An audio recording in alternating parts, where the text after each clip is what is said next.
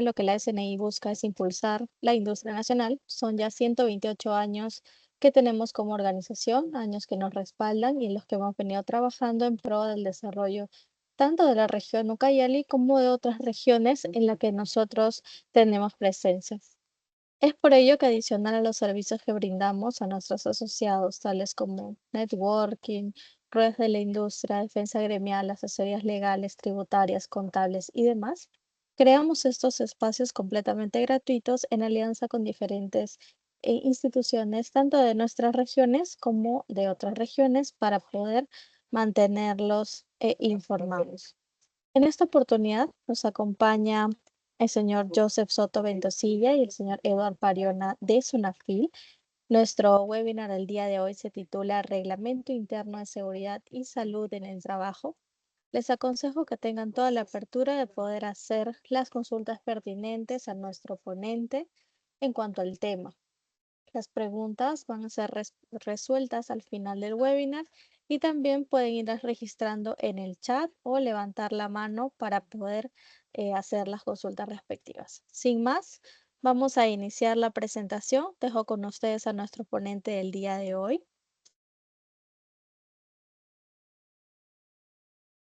Hola, ¿qué tal? Sí se escucha normal, ¿no? Y me logran Sí, escuchar correctamente. sí, perfecto. Listo, listo, vamos a comenzar. ¿Qué tal? Muy buenas tardes con todos. Mi nombre es Joseph Soto. El día de hoy vamos a hablar un poco más acerca de seguridad y salud en el trabajo, algún tema referido sobre todo a lo que es el sistema de gestión de seguridad y salud en el trabajo, bastante importante. Vamos a ver también la obligatoriedad de este tema, cuando se da, ¿no? Que es acerca del reglamento interno de seguridad y salud en el trabajo, ¿no? Entonces vamos a empezar un poco por lo que es el marco legal vigente, ¿no? Hablando en sí, en qué nos basamos para hablar acerca de lo que es la Ley General de Inspección de Trabajo. Hablamos de la Ley 29783, que es la Ley de Seguridad y Salud en el Trabajo y sus modificatorias, así también como el Decreto Supremo el 005-2012-TR, que es el reglamento de la Ley de Seguridad y Salud en el Trabajo. Tenemos la Resolución Ministerial 375-2008, que nos habla acerca de las normas básicas de ergonomía, ¿no? Y procedimiento para las evaluaciones de riesgo disergonómico. El Decreto Supremo el 019-2006, que es el reglamento de la Ley General de Inspección de Trabajo. Resolución Ministerial 050-2013-TR, que nos habla acerca de los formatos referenciales y la información mínima de los registros obligatorios para nuestro sistema de gestión de seguridad y salud en el trabajo, y así también como otras normas sectoriales aplicables, ¿no? Dependiendo pues al rubro al cual nosotros pertenezcamos, ¿no? De repente, si somos del sector industria, hablaríamos del Decreto Supremo, ¿no? Resolución Ministerial 42F, por ejemplo, ¿no? Si hablamos de repente de construcción civil, Decreto Supremo el 011 de 2019, si hablamos de repente régimen laboral agrario el 3111, por ejemplo, y así, ¿no? Hay diferentes tipos de normativas sectoriales para algunos sectores económicos, ¿no? Que son sobre todo los que están categorizados como de alto riesgo. Entonces, hay que entender que hay diferentes tipos de principios que tiene que cumplir el empleador, ¿no? A la hora de hablar de seguridad y salud en el trabajo, ¿no? Tenemos así lo que es el principio de prevención, también tenemos el principio de protección, por ejemplo, ¿no? También tenemos lo que es el principio de responsabilidad. Lo calientan mucho y se pone más duro. O se deshace todo. Se deshace todo. Tienes que ponerle, si le dejas mucho tiempo, en cambio el cremita te dura para mañana. No se van a hacer.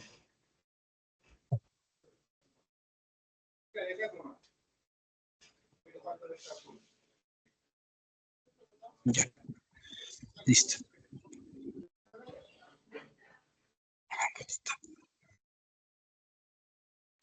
Ya, ahora sí, seguimos. Estaban con el micro prendido. Ya. Como les decía, hay diferentes tipos de principios que tienen que cumplir, como el principio de responsabilidad, de protección, de información, principio de la primacía de la realidad, principio de gestión también, ¿no? De participación, entonces, de cooperación. Entonces, hoy día vamos a hablar acerca del principio de prevención, ¿no? Donde dice el empleador garantiza en el centro de trabajo el establecimiento de los medios y condiciones que protejan la vida, la salud y el bienestar de los trabajadores, ¿no? Y de aquellos que, no teniendo un vínculo laboral, prestan servicios o se encuentran dentro del ámbito de los centros de labores, ¿no? Entonces, el empleador está en la facultad de prevenir todo tipo de accidentes o incidentes, no solamente a sus trabajadores, sino a toda aquella persona que ingrese a su centro de labores, ¿no? Seas locador, seas prestador, o prestador de servicios, seas practicante, seas contrata, subcontrata, estás bajo el principio de prevención que tenga este empleador, ¿no? El empleador, como dice acá, tiene ese nivel de, ese deber de prevención. El Estado, a través de la Autoridad Administrativa de Trabajo, que en este caso es la SUNAFIL, tiene este deber de fiscalización y control, y los trabajadores tienen este deber de participación, ¿no? Buscan participar y tienen que participar en el sistema de gestión de seguridad y salud en el trabajo. Esta ley 29783 es una ley que abarca todos los sectores económicos que tengamos, ¿no? Sean régimen público, privado, Fuerza Armada, Policía Nacional del Perú, trabajadores por cuenta propia, modalidades formativas, también conocidos como practicantes, los prestadores de servicio, ¿no? Contratas, subcontratas, todos están dentro del cumplimiento de esta ley 29783, ¿no? Porque aquí se habla que tiene que primar, pues, el bienestar de la vida y la salud del individuo, ¿no? Por eso todos tienen que cumplir, pues, con esta ley 29783. Y basándonos pues en el artículo 25 del Decreto Supremo el 005/2012 nos indica pues que el empleador debe implementar el sistema de gestión de la seguridad y salud en el trabajo regulado en la ley y su reglamento, ¿no? Toda empresa, independientemente del régimen a la cual pertenezca o al rubro a la cual se dedique, tiene que tener un sistema de gestión de seguridad y salud en el trabajo, ¿no? Este sistema de gestión empieza por la planificación, ¿no? Para así poder nosotros entender qué es lo que vamos a hacer para prevenir todo tipo de accidentes o incidentes dentro de nuestras empresas, ¿no? Esa es la función principal del sistema de gestión. Es un conjunto de registros, actividades, mecanismos que tiene esa función de prevenir todos los accidentes o incidentes dentro de las empresas. Entonces, si nosotros estamos empezando a realizar nuestro sistema de gestión, tenemos que tomar por iniciativa 3 tipos de características, de acuerdo al tipo de empresa u organización, ¿no? Que tengamos. Si soy micro, pequeña empresa, o si régimen general, el nivel de exposición a peligros y riesgos, tengo que verificar en todo caso si la actividad económica que yo hago está categorizada como una actividad altamente peligrosa, ¿no? Como por ejemplo están como estas actividades construcción civil, minería, hidrocarburos, electricidad, ¿no? Petrolería, agricultura, industria, agroindustria, pesquería, por ejemplo, ¿no? Entonces, también tenemos que tener en cuenta a la cantidad de trabajadores expuestos, ¿no? De acuerdo a esa cantidad de trabajadores expuestos, acá hay una obligatoriedad, ¿no? Necesito un comité o un supervisor. Estos son toda la documentación mínima establecida para nuestro sistema de gestión según el artículo 32 del reglamento de la Ley de Seguridad y Salud en el Trabajo. Tenemos aquí la política y objetivos, ¿no? El libro de actas, de elección del comité, el libro de actas del comité, los registros, el programa anual de seguridad y salud en el trabajo, la planificación de actividad preventiva, los mapas de riesgo, el IPRC, ¿no? Que es la identificación de peligros y riesgos, y tenemos el RIS, ¿no? Que es de lo que vamos a hablar, ¿no? Que es el reglamento interno de seguridad y salud en el trabajo. Entonces, ¿qué nos dice la ley en cuestión al RIS, ¿no? En el artículo 34, que nos dice que toda empresa que tenga más de 20 trabajadores está en la obligación de implementar o elaborar un reglamento interno de seguridad y salud en el trabajo. Y los que tengan menos de 20 trabajadores es facultativo, ¿no? El empleador va a ver en todo caso si existe la necesidad de tener un RIS o no. pero como recomendación les diría que sería bueno que tengan ustedes un RIS, ¿no? Para lo que es cuestión de verificación de también dirección y de control sobre todo, ¿no? En lo que es cuestión de estándares de seguridad. Entonces, ¿cuál es la función que tiene el comité frente al Reglamento Interno de Seguridad y Salud en el Trabajo? El comité tiene dos funciones. Primero, la aprobación de este.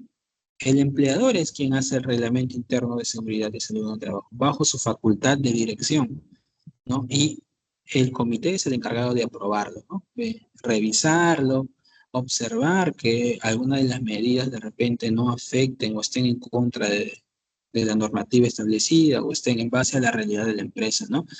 Y el comité también se encarga de vigilar que este reglamento interno de seguridad y salud en el trabajo se cumpla. Son una de las funciones que tiene, pues, el comité, ¿no? Y en todo caso, la responsabilidad del empleador, si bien es realizar el reglamento interno de seguridad y salud en el trabajo, otra de sus obligaciones es hacer la mejora continua y entregar, ¿no? Una copia a cada trabajador sobre este reglamento interno de seguridad y salud en el trabajo, ¿no? Ni apenas yo inicie el vínculo laboral con esta persona, ya tengo que estar entregándole una copia del reglamento interno de seguridad y salud en el trabajo.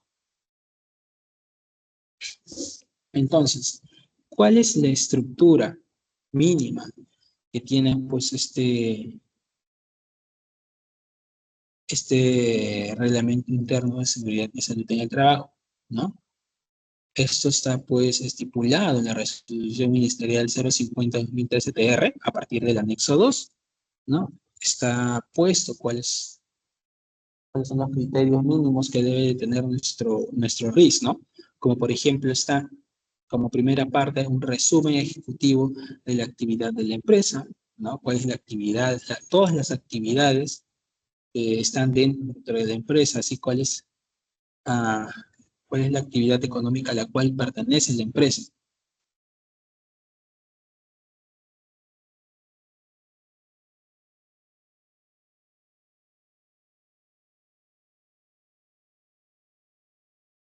¿No? También está lo que son la capacidad de objetivos y alcances, las atribuciones y obligaciones del empleador, de los supervisores, del comité de seguridad, ¿no? Todas las obligaciones que también inclusive tienen los trabajadores, ¿no? Porque no solamente tienen un nivel de obligación los empleadores, sino también los trabajadores tienen que cumplir con ciertos criterios, tienen que cumplir con ciertos estándares de seguridad. ¿Cuál va a ser en todo caso los estándares de seguridad y salud en las operaciones? Que en un momento más lo vamos a explicar, ¿no? ¿Cuáles son los estándares de seguridad y salud de los servicios y actividades conexas? Y, en todo caso, ¿cuál va a ser la preparación y respuesta ante los tipos de emergencia que nosotros podamos encontrar en nuestros establecimientos o nuestras empresas? ¿No? Entonces, en la primera parte del resumen, nosotros vamos a indicar, ¿no?, el nombre de nuestra empresa, cuál es el rubro al que pertenecemos y cuál es la actividad principal a la cual nosotros nos vamos a dedicar, ¿no? Si de repente, si yo soy una empresa, eh, no sé, de palma, ¿cuál es mi actividad principal? De repente es hacer aceite de palma, por ejemplo, ¿no? Entonces esa es mi actividad principal. ¿Cuáles son las actividades secundarias que yo voy a hacer referente a esta, ¿no? De repente la cosecha, el acopio, puede ser, no sé, destilado quizás. Entonces hay diferentes tipos de actividades que yo tenga que poner de acuerdo a la actividad propia principal de mi empresa, ¿no?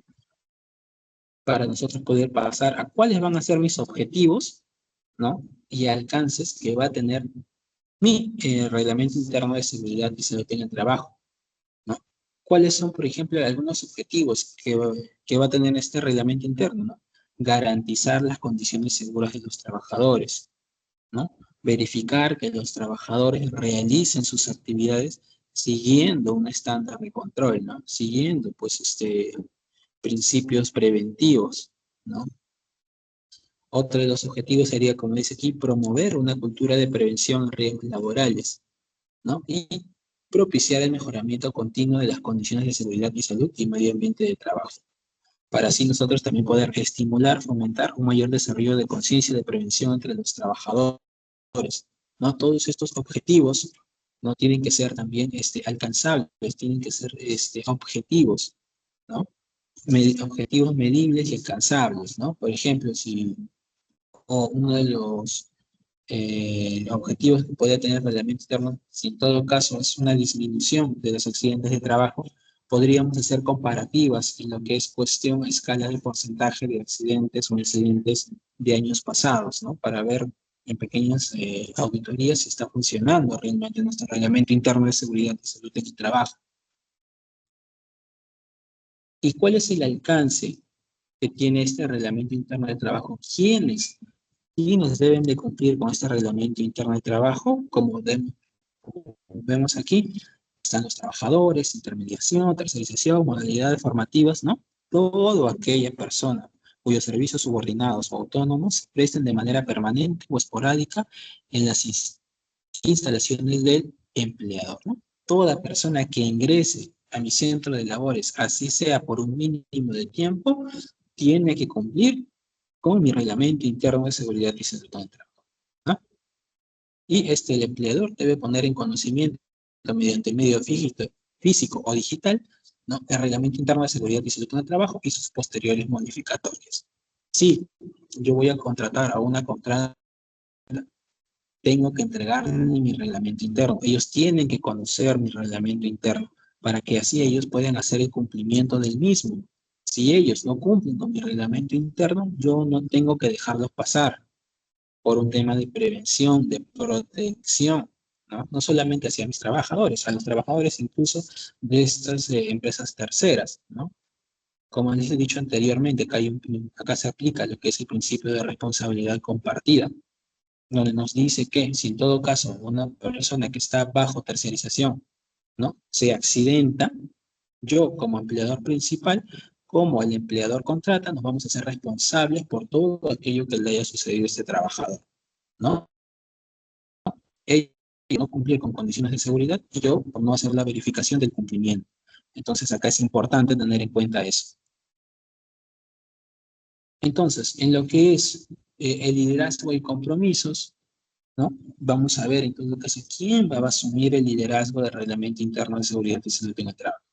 Que la ley establece que es el empleador. El empleador es el encargado de asumir el liderazgo, todo lo que es concerniente a seguridad y salud en el trabajo.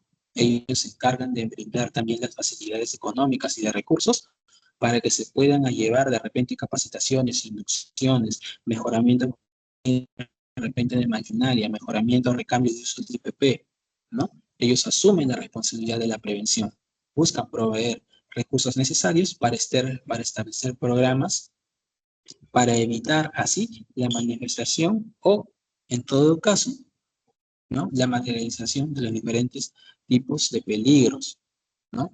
Para así evitar los accidentes, enfermedades, incidentes peligrosos o incidentes, ¿no?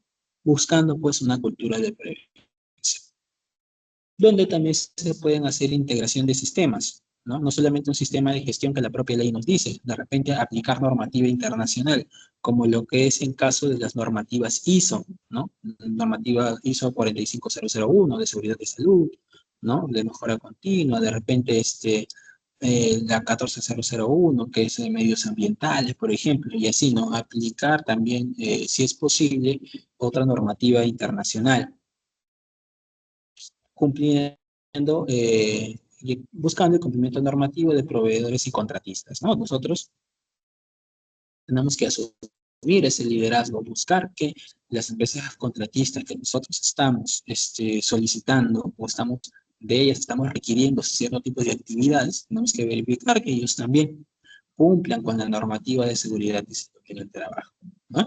Para cumplir y respetar la normativa vigente en lo que es en materia de seguridad y salud en el trabajo. En lo que es en cuestión a política y seguridad y salud en el trabajo, el empleador consulta con los trabajadores y sus representantes y expone por escrito la política en materia de seguridad y salud en el trabajo. Hay que entender aquí que el empleador tiene diferentes tipos de facultades, ¿no? Por ejemplo, tiene la facultad de dirección.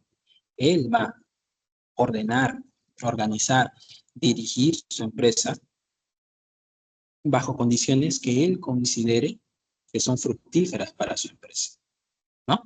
Pero estos cambios que él puede realizar no tienen que afectar o poner en riesgo la salud, la vida o la integridad moral de la persona, ¿no? Ese es el límite que tiene el empleado. Él sí puede cambiar algunos ordenamientos, ¿no? De organización y dirección, pero tiene límites. ¿Basado en qué? Basado en leyes, ¿no? Esto nos dice el término, hay un término que se llama ius varianti, que es, lo vimos la semana pasada, si no me equivoco, en lo que es eh, reglamento interno de trabajo, ¿no? Ahí hablábamos acerca un poco de lo que es el ius varianti. Entonces, esta política de seguridad y salud en el trabajo debe ser específica para la organización, apropiada a su tamaño y la naturaleza de sus actividades, ¿no? Eso es lo que establece la ley. Nosotros no podemos usar documentación fraudulenta para el cumplimiento de dicha normativa, ¿no? No es que, justo de repente a la otra calle de mi empresa hay una empresa, de repente una ladrillera, y como yo también soy ladrillera, le voy a decir que me pase su política y me voy a copiar. Va a ser un copia y pega. No, no puede ser así. Por más que se dediquen al mismo rubro, no quiere decir que estén expuestos a una igualdad de peligros, ¿no? Entonces hay que nosotros hacer la verificación y de acuerdo a la realidad de nuestra empresa, realizar una organización apropiada, ¿no? Esta debe ser concisa, debe estar redactada con claridad, debe ser fechada y hacerse efectiva mediante la firma o endoso del empleador y del representante de mayor rango con responsabilidad de la organización, ¿no? Y debe ser difundida y fácilmente accesible a todas las personas en el lugar de trabajo, ¿no? Entonces dice, y esta debe ser actualizada periódicamente a disposición de las partes interesadas externas según corresponde. ¿Cuáles son en capítulo 4, que nos dice funciones y responsabilidades, ¿no? Del empleador? ¿Cuáles son las responsabilidades del empleador? Dice, el empleador asume su responsabilidad en la organización del sistema de gestión y garantiza el cumplimiento de todas sus obligaciones establecidas por Ley de Seguridad y Salud en el Trabajo y su reglamento, para el cual dispone funciones y responsabilidades en diversos artículos, ¿no? Acá está el principio de responsabilidad, como decimos, ¿no? El empleador es responsable de todo aquello que le ocurra a su trabajador dentro de su establecimiento o dentro de su horario de trabajo, ¿no? Es decir, que lo va a proteger bajo el principio de protección, ¿no? Es decir, que lo debe mantener informado bajo el principio de información, lo debe mantener informado, capacitado, ¿no? Y de los trabajadores, en la aplicación está el principio de prevención.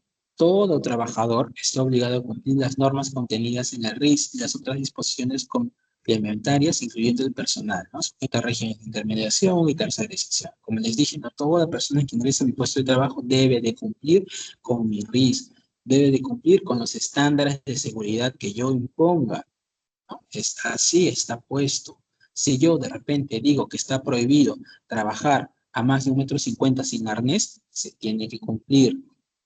Si yo digo que no se puede ingresar a un espacio confinado sin vetar, sin la firma de un permiso de trabajo de alto riesgo, no se puede hacer, ¿no? Si yo digo que no se puede trabajar, hacer el uso de la maquinaria de corte sin guantes, no se puede hacer. Entonces tiene que haber ciertos estándares de seguridad que los trabajadores tienen que cumplir, ¿no? Y a falta del cumplimiento, aquí el empleador hace uso de su facultad de fiscalización y de sanción, ¿no? Para darle una sanción a dichos trabajadores que estén incumpliendo reiteradamente con este tipo de obligaciones. Y lo que es en la Organización Interna de Seguridad y Salud en el Trabajo, se hace mención a cuáles son las obligaciones que tiene el Comité de Seguridad y Salud en el Trabajo. ¿Cuál es su organigrama? Hay que entender que el comité está conformado por un presidente, un secretario y los demás pasan a ser miembros, ¿no? Dependiendo, pues, de por cuántas personas esté conformado mi comité. ¿Cuáles algunos cuáles son algunas obligaciones que tiene el comité, ¿no? Hacer la implementación de los registros, mantener actualizados los registros, ¿no?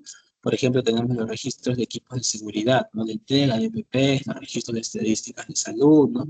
Los registros de los exámenes médicos personales, los registros de enfermedades, por ejemplo, ¿no? Los registros de monitoreo de agentes, ¿no? O los monitoreo de riesgos, como también se le conoce, los registros de inspecciones internas, ¿no? Una de las funciones del comité es hacer inspecciones rutinarias en diferentes puestos de trabajo para observar cuáles son los estándares de seguridad, por ejemplo, ¿no? Entonces, por ejemplo, otra función que tiene el comité es aprobar el plan anual de ICCT, ¿no? El plan anual de prevención también, ¿no? El plan anual de capacitación, ¿no? Otra función que tienen también obligatoria es reunirse por lo menos una vez al mes con el empleador para hablar de estándares de seguridad en el trabajo. Si hay un accidente de trabajo, una responsabilidad del comité es hacer la primera investigación acerca de lo sucedido, ¿no? Entonces, todas estas responsabilidades se ponen en esta parte, ¿no? Incluyendo también cuáles podrían ser los casos de vacancia, si es que en todo caso no se cumpliese, ¿no? Igual, el comité puede ser vacado si en todo caso de repente no tiene las condiciones para cumplir sus labores, ¿no? De repente en incapacidad, casos de incapacidad física o mental, se puede suplir la vacancia. Igualmente, sí, los miembros del comité faltan más de 2 veces seguidas, ¿no? O más de 4 veces a las reuniones que tiene el comité, ¿no? Es una causal de vacancia. Entonces, todos esos acuerdos se tienen que poner, ¿no? En lo que es estándares de seguridad y salud en las operaciones, ¿a qué nos referimos? Dice, ¿no? Se deben especificar las disposiciones de seguridad y salud en las operaciones principales, vinculadas a las diferentes etapas del proceso productivo de bienes y prestación de servicios, ¿no? Por ejemplo, ¿no? Incluir disposiciones como por ejemplo, dice, en el artículo número 4, dice, ¿no? El trabajador está obligado a usar correctamente el respirador en los ambientes de trabajo señalizados para tal efecto, siempre y cuando haya sido previamente informado y capacitado sobre su uso, ¿no? Por ejemplo, en otro caso podría ser artículo 28, el trabajador está obligado a agarrarse del pasamanos cada vez que hace el uso de las escaleras, por ejemplo. El trabajador está obligado a ingresar con sus equipos de protección personal una vez entra a la planta de producción, por ejemplo, ¿no? Son estándares de seguridad de acuerdo a las actividades principales que vaya a hacer. En el capítulo 4 dice, ¿no? Estándares de seguridad y salud en los servicios, dice, ¿no? Estos son procesos de apoyo a las operaciones principales del empleador. Si funcionan mal, pueden comprometer la habilidad de la organización, aunque no estén directamente en la cadena de generación de valor, ¿no? Por ejemplo, dice, ¿no? Está prohibido cambiar la ubicación de los muebles y enseres, obstaculizando el libre acceso hacia las salidas y evacuación, ¿no? En lo que es estándares de seguridad y salud en las operaciones, se refiere a lo que es básicamente actividades de acuerdo a cada área de trabajo, ¿no? Y estos estándares de seguridad en los servicios se refiere a actividades que estén dentro de cada área de trabajo. ¿Ok? En una empresa puede haber diferentes tipos de áreas. Puede haber área de embalaje, área de corte, área de sellado, área de repente de pegado, área de, no sé, de envasado. Entonces, pero cada área va a tener.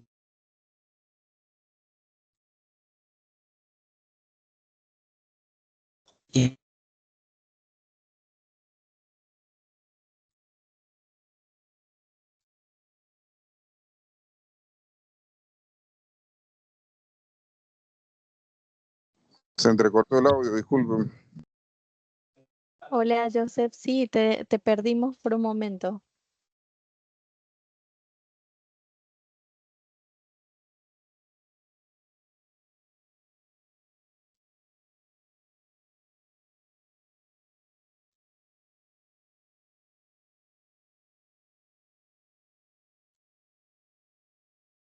Demos unos minutos, por favor, para que pueda reconectar su micro.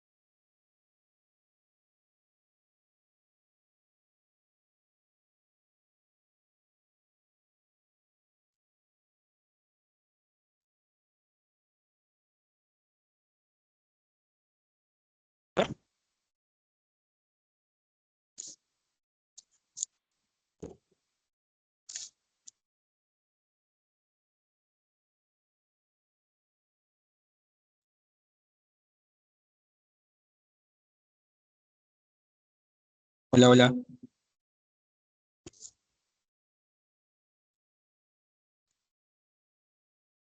Hola, Joseph, sí, ya te acabamos de escuchar.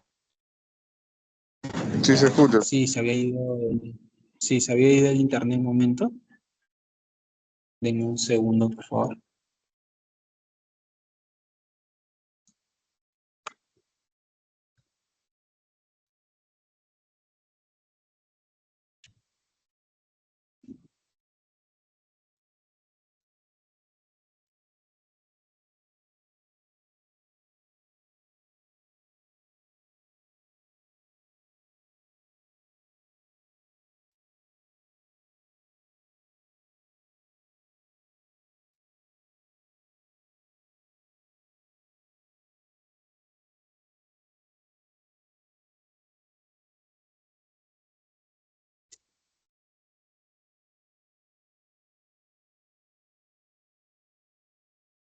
Ya, espera un momento, voy a compartir nuevamente. Mientras va cargando, como les decía, ¿no? Hay una diferenciación aquí de lo que es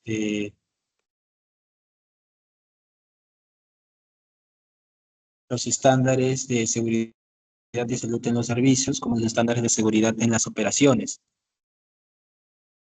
¿no? Lo que es estándares de seguridad en las operaciones se refiere a un nivel más macro, se refiere a los estándares propios de la área en particular en sí, que está ligada a un nivel de producción, ¿no? Entonces, en las áreas de servicio se refiere pues a actividades propias de cada área de trabajo, ¿no? Les estaba dando el ejemplo de que dentro de un área de una empresa puede haber diferentes áreas, ¿no? La área de corte, de envasado, de sellado, área de pictograma, ¿no? La pictografía, puede haber área también de pesado, de embalaje, por ejemplo, ¿no? Entonces, cada área puede tener sus distintas actividades, ¿no? Entonces, de acuerdo a estas actividades, tienen que haber sus propios estándares de seguridad, ¿no? Por eso decía, ¿no? Estos estándares de seguridad y salud en los servicios son procesos de apoyo en las operaciones principales eh, del empleador que son apoyos de procesos a las operaciones principales del empleador. Si funcionan mal, pueden comprometer la viabilidad de la organización, aunque no estén directamente relacionadas a las cadenas que generan mayor valor, ¿no? Por ejemplo, dice, ¿no? No sé, en el artículo 64, ¿no? Si no está prohibido cambiar la ubicación de los muebles y enseres obstaculizando el libre acceso, ¿no? Está prohibido desconectar la maquinaria, por ejemplo, prohibido hacer la manipulación de la maquinaria sin un personal competente a cargo, prohibido hacer de repente alteraciones de la máquina, ¿no? Por ejemplo, en lo que es preparación y respuestas a emergencias, en el capítulo 7, ¿no? Nos habla acerca de cuáles son los estándares o cuál es la línea de acción que nosotros vamos a seguir si en todo caso eh, estamos frente a algún tipo de emergencia, ¿no? Puede ser de repente natural, ¿no? o accidental, ¿no? Caso de un incendio, estamos preparados ante un incendio. Mis trabajadores conocen los tipos de incendio, los tipos de conato de fuego, conocen de repente los tipos de extintores, en qué casos utilizar qué tipos de extintores, por ejemplo, ¿no? La correcta señalización, ¿no? De repente el correcto ubicación de los extintores, ¿no? Los extintores no pueden superar el 1,5 metros, por ejemplo, ¿no? De altura. Entonces todo eso se indica, ¿no? Las protecciones contra incendio, tengo salidas de agua contra incendios, tengo grifos contra incendios, tengo de repente dispersadores, detectores de humo.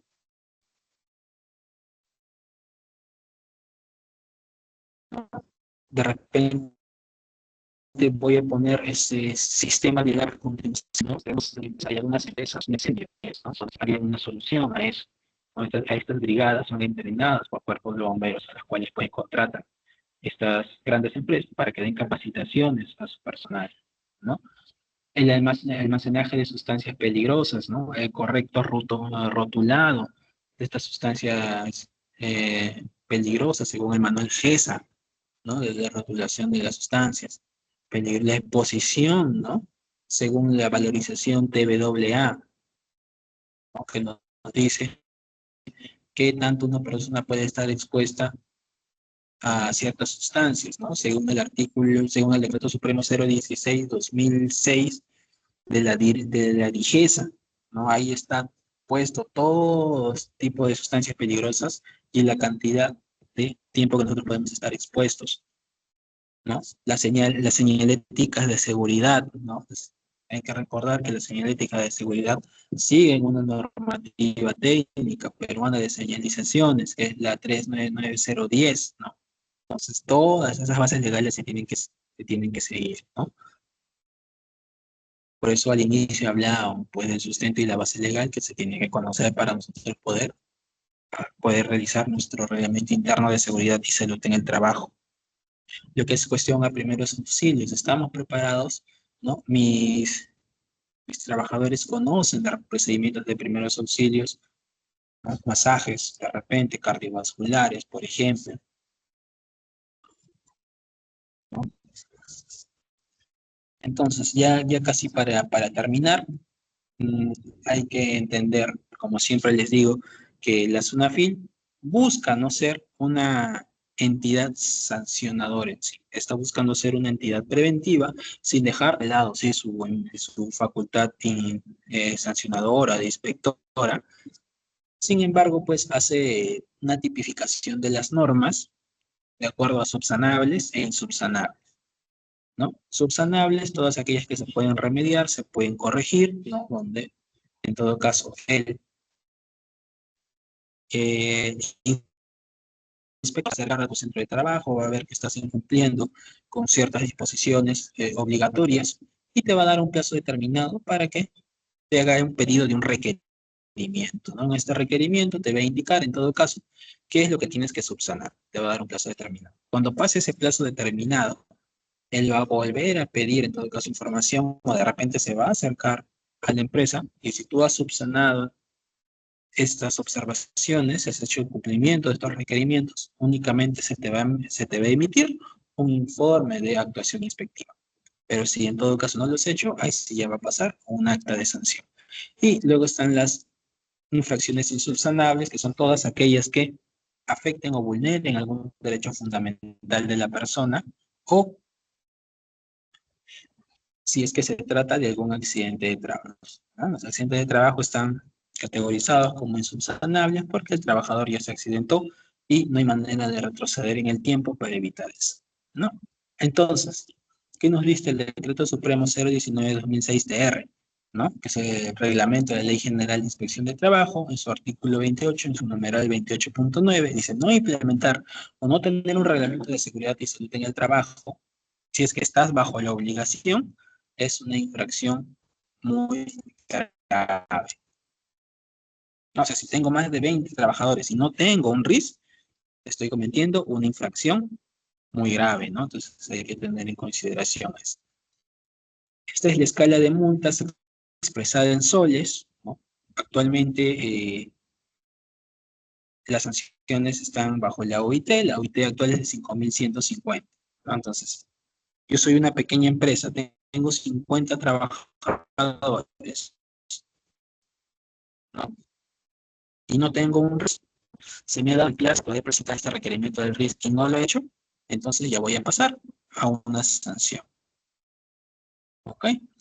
Entonces, como no tengo un RIS, voy a entender que todos mis trabajadores están en exposición a sufrir un accidente de trabajo, los 50 que tenga yo en mi empresa. Entonces, para calcular mi sanción, me voy a ir a pequeña empresa, ¿no? El apartado de pequeña empresa, porque está tipificado también de acuerdo al régimen de la empresa, a la cantidad de trabajadores afectados, que son 50, y en todo caso a lo que son la gravedad, que en este caso es muy grave, ¿no? La intensidad, perdón, que en este caso es muy grave. Hago la intersección y la sanción por no tener RIS sería de 14.162 soles, ¿no? Que es a lo cual, pues, la SUNAFIL no quiere llegar. Y, bueno, eso sería todo de mi parte. Voy a ver si es que hay algunas preguntas. Si es que no tienen preguntas, las pueden realizar. Igual en el chat se está poniendo el link de asistencia para que se puedan registrar. Si pueden ir haciendo sus preguntas, o si no, en todo caso, pueden ir levantando su mano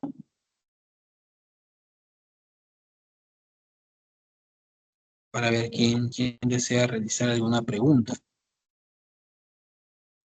acerca del reglamento interno de seguridad y salud en el trabajo. Igual, bueno, hacerles recordar que el incumplimiento por parte de los trabajadores en cuestión al reglamento interno de seguridad y salud en el trabajo es una causal de despido, ¿no? ¿Por qué? Por el simple hecho de no estar en las actitudes necesarias para cumplir cierta actividad de trabajo. ¿Por qué? Porque estas dichas de actividades o este tipo de acciones que está tomando de repente este trabajador puede ser perjudicial no solamente para su salud, sino quizás para la salud de sus compañeros y para la seguridad de la empresa, ¿no? Entonces, es una infracción muy grave por parte de los trabajadores y puede ser causal de despido. Entonces, por eso es importante también tener el RIS, ¿no? No solamente si tenemos más de 20 trabajadores, inclusive si tenemos menos de 20, ¿no? Porque si yo estoy viendo que una persona está incumpliendo con los estándares de seguridad, ¿no? Y yo lo quiero sancionar como empleador, ¿en qué me baso si no tengo un RIS, ¿no? Entonces, por eso es importante tener, pues, este reglamento interno de seguridad y salud en el trabajo. Muchas No sé si gracias, alguien tiene alguna... Joseph. Sí, muchas gracias, Joseph, por la ponencia. Los micros están abiertos y habilitados para que puedan hacer las preguntas que deseen. Aquí, Catherine Cardoso. Por favor, Catherine, puedes activar tu micro para poder hacer las preguntas. Sí, buenas tardes, ¿qué tal? ¿Se me escucha? Sí, te escuchamos. Ya, Sí. muchas gracias por la capacitación. Mi pregunta está enfocada a los contratistas. Quisiera saber si en este caso, como mencionaste, que ellos también deben recibir, ¿no?, un ejemplar del RIS, puede ser físico o electrónico, ¿verdad? Tienen que firmar también un cargo, así como los empleados de la misma empresa y archivarlo porque también es fiscalizable por la SUNAFIL, ¿o no? Sí, es correcto, ¿no? Toda persona que recibe un RIS tiene que firmar, pues, una documentación que sustente que ha recibido el RIS, ¿no? Para que, así como usted lo dice, si en todo caso haya una fiscalización, se pueda comprobar que esta persona ha tenido conocimiento del RIS, ¿no? Y se le ha ido fiscalizando en todo caso su debido cumplimiento. Entonces sí, sí se debe hacer, ¿no? Así yo le entregue virtual o en físico el RIS, se debe hacer la firma del recibimiento de este. Oh, ok, gracias. En este caso, disculpe, no sé si hay alguien más, pero quisiera terminar preguntando, mm, por ejemplo, si alguien falta a una norma del RIS, como usted lo menciona, es causal de despido, más entiendo que cada empresa maneja su propia, digamos, escala de sanciones, ¿no? Por escrito, de forma oral primero. ¿Es como una advertencia o es, como le digo, de eso depende de cada empresa? Claro, ¿no? Sí, cuando nosotros tenemos un despido, se tiene que demostrar cuál ha sido la causal, ¿no? Para eso existe un procedimiento, ¿no? Es como la charla anterior que tuvimos, en lo que es el reglamento interno de trabajo, se tiene que seguir un lineamiento, ¿no? Primero se hace una llamada de atención mediante un memo, luego una llamada de concitación, luego una suspensión de sus labores, ¿no? Y si en todo caso sigue reiterando, ahí sí ya se le puede despedir, ¿no? Porque ya ha habido pues un antecedente. Ok. Esto también, la, la cantidad de días que se le suspende a la persona, ya en todo caso va a corresponder a el empleador, ¿no? Él tiene esa facultad de decidir, según su facultad de fiscalización y de sanción, cuántos días o de qué manera lo va a querer sancionar. La única manera en la que no se puede sancionar a un trabajador es económica, ¿no? Es el descuento, mejor dicho. Ok, gracias. Ok. Tenemos otra pregunta de Mick. ¿Cómo valida el RIST en su NAFIL? Bueno, no existe en sí una validación del RIS, ¿no? No es como el reglamento interno de trabajo que se tiene que validar ante la página web del Ministerio de Trabajo. En este caso es una facultad más interna, ¿no? Lo que hace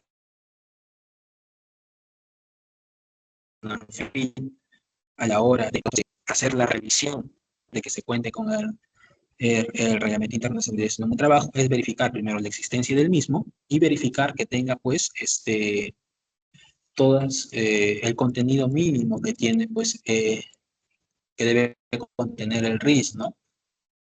Que son pues por ejemplo, el resumen ejecutivo de la actividad de la empresa, cuáles son sus objetivos, ¿no? Cuáles son los compromisos y quién mantiene el liderazgo de este RIS, ¿no? Cuáles son las obligaciones del empleador. O sea, todo este contenido evidentemente debe de tener un RIS. Y es en lo que se va a basar el inspector, ¿no? No existe en sí una validación como tal, ¿no? A diferencia del reglamento interno de trabajo, que ese sí se tiene que hacer mediante la página web del Ministerio de Trabajo. Eh, gracias, Joseph. Gianmarco González, por favor, ¿podrías activar tu micro para hacer la pregunta respectiva? Sí, claro, muy buenas tardes. Tengo una duda. Bueno, justo lo que está hablando, el tema de reglamento interno cuando se hace se entrega el cargo. eh, yo cuando estaba haciendo eso con los terceros, con la empresa que trabajo, me comentaron Ajá. que más factible sería entregarle el reglamento interno al gerente general, o sea, de la empresa tercera, para que él se encargue de hacer la difusión al personal. ¿Eso es válido? Bueno, acá lo que es en cuestión, claro que es válido. Cada empresa tiene, pues, tiene que hacer el cumplimiento de su reglamento interno, ¿no? Si tú eres un tercero, en todo caso, lo que te van a pasar es el reglamento interno a la empresa a cual tú estás ingresando para que tengas conocimiento de cuáles son los estándares que tienes que cumplir, ¿no? Pero eso no va a quitar la validación a el reglamento interno de trabajo que tú tengas. Entonces, si en todo caso la empresa principal, ¿no? Entonces te está entregando el reglamento interno de trabajo, el encargado de hacer la difusión de la misma, el principal responsable es el empleador, Y si no está el empleador, va a estar el personal de la dirección que sea responsable, ¿no?, de la empresa, que en este caso vendría a ser pues el gerente general.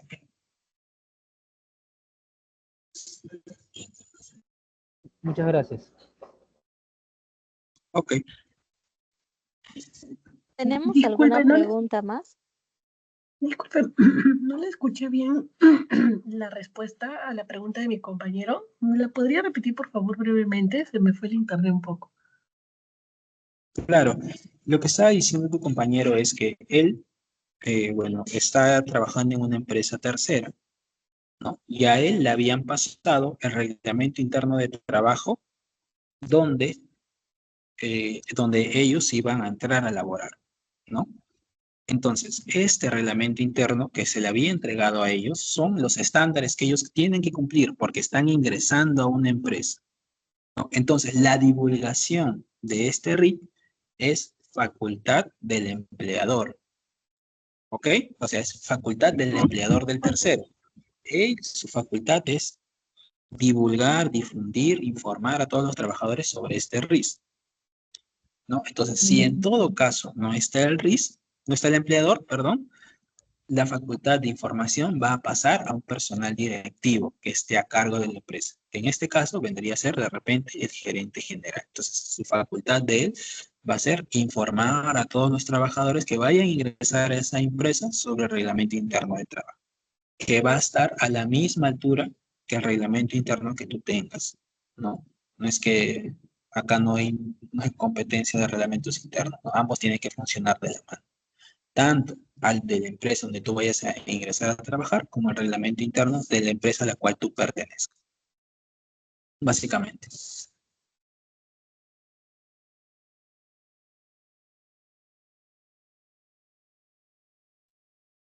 Ok, gracias, pero en ese caso se le hace firmar un cargo también al gerente que queda bajo su responsabilidad la difusión de ese documento, ¿cierto? ¿O el Claro, correo es queda suficiente así bajo evidencia su para la SUNAFIL? responsabilidad, pero eso, claro, el correo también es un medio de evidencia, pues, multimedial, ¿no? Pero no nada mejor, pues, que un documento, ¿no? Es, creo que la mejor forma de sustentarlo, ¿no? Eso sí, que ustedes deleguen la responsabilidad de la difusión, no les quita a ustedes que tengan que hacer, pues, una inspección de que se haya realizado correctamente, ¿no? Ustedes, como empleadores principales, se tienen que asegurar que se esté realizando el debido cumplimiento de la ley, ¿no? Para evitar, pues, sanciones o infracciones.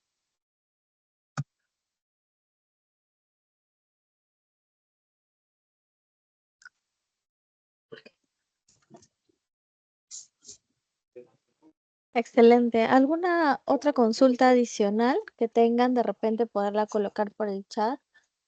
Les recordamos a todos que la grabación de la capacitación, la PPT, se les va a enviar a los correos que registren en la lista de asistencia, así como también por el grupo de capacitaciones de WhatsApp.